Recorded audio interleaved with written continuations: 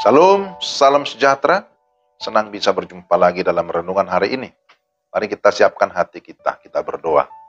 Tuhan, kami mau mendengarkan firman-Mu, pimpin kami supaya kami dapat mengalami firman-Mu, dan firman-Mu itu boleh meneguhkan hati kami dalam nama Tuhan Yesus. Amin. Firman Tuhan yang sudah sangat terkenal, Yeremia 29 ayat 11. Sebab aku ini mengetahui rancangan-rancangan apa yang ada padaku mengenai kamu. Demikianlah firman Tuhan, yaitu rancangan damai sejahtera dan bukan rancangan kecelakaan, untuk memberikan kepadamu hari depan yang penuh harapan. Demikian firman Tuhan. Tema kita, hidup sesuai rancangan Allah. Hidup sesuai rancangan Allah. Saudara yang dikasihi Tuhan, sesuai nubuat Yeremia, pada tahun 597 sebelum Masehi, kota Yerusalem jatuh dan para pemimpinnya dibuang ke Babilonia atau ke Babel. Setelah mereka menetap di sana, Yeremia menulis surat kepada semua orang di pembuangan agar membangun rumah dan menempatinya, berkebun dan memakan hasilnya, berkeluarga dan berusaha menyejahterakan kota tempat mereka tinggal. Mereka tidak mendengarkan mimpi para nabi palsu yang mengatakan tak lama lagi mereka akan kembali ke Yerusalem. Karena sesungguhnya Tuhan akan membawa mereka kembali setelah 70 tahun di pembuangan. Jadi ini adalah satu kisah yang bersifat historis, sejarah. Janji Allah kepada orang buangan di Babel, sebagaimana dikutip di atas, yang sudah saya sampaikan, sering diterapkan pada orang Kristen masa kini yang mengalami kesedihan dan kepedihan. Pertama yang perlu kita pelajari dari bagian ini, bahwa Allah mempunyai rancangan bagi umatnya. Hidup mungkin tampak tanpa tujuan. Ada orang menggambarkan sejarah sebagai jejak kaki lalat mabuk di atas kertas putih. Tapi itu tidak benar. Hidup tidak acak tanpa arti. Hidup kita ada dalam rancangan Tuhan.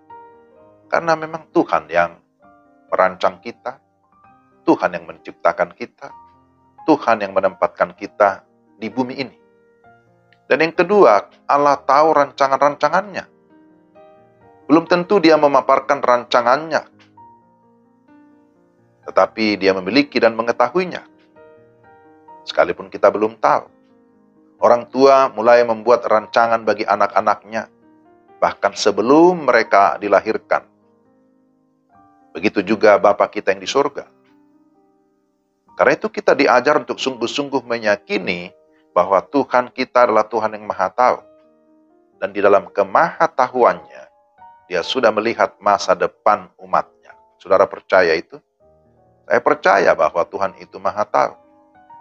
Apa yang akan terjadi dalam hidup saya, dalam hidup kita, sesungguhnya dia sudah tahu. Dan yang perlu kita imani bahwa yang ketiga ini penting, rancangan Allah adalah rancangan yang baik, bahkan yang terbaik. Mungkin ini sulit dimengerti oleh mereka yang sedang berada dalam pembuangan. Apalagi dikatakan penderitaan sedang melanda. Tapi Allah memang merancang mereka dengan masa depan yang penuh dengan harapan. Hari depan yang penuh harapan. Itu yang dikatakan dalam firman Tuhan ini. Bahwa aku tahu rancangan apa yang ada padaku mengenai kamu.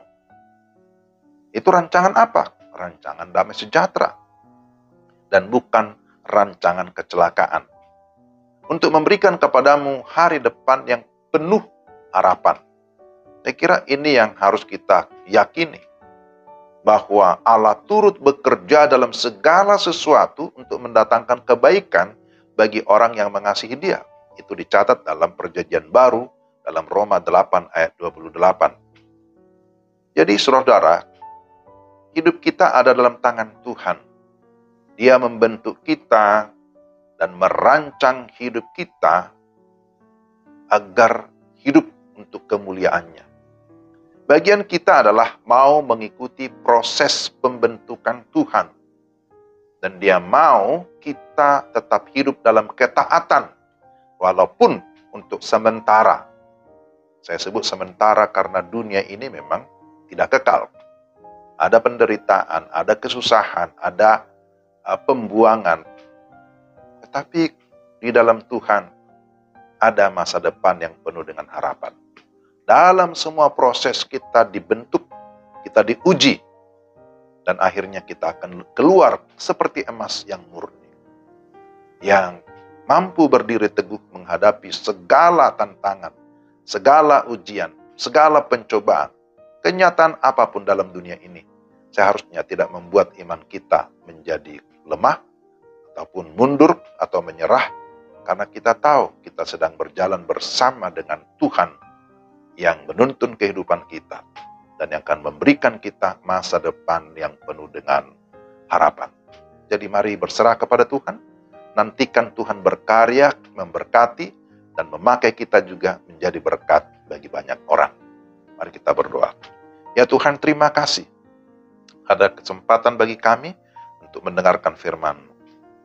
Kami menjalani hidup di tengah-tengah dunia ini tidak selalu aman, tidak selalu sesuai dengan harapan. Tetapi yang kami tahu berdasarkan firman-Mu, Engkau memberikan kami masa depan yang penuh dengan harapan. Terima kasih Engkau meneguhkan kami untuk kami terus kuat menjalani tantangan di tengah-tengah dunia ini. Terima kasih untuk firman-Mu dalam nama Tuhan Yesus. Amin. Demikian renungan kita, Tuhan memberkati Bapak, Ibu, dan Saudara sekalian. Shalom.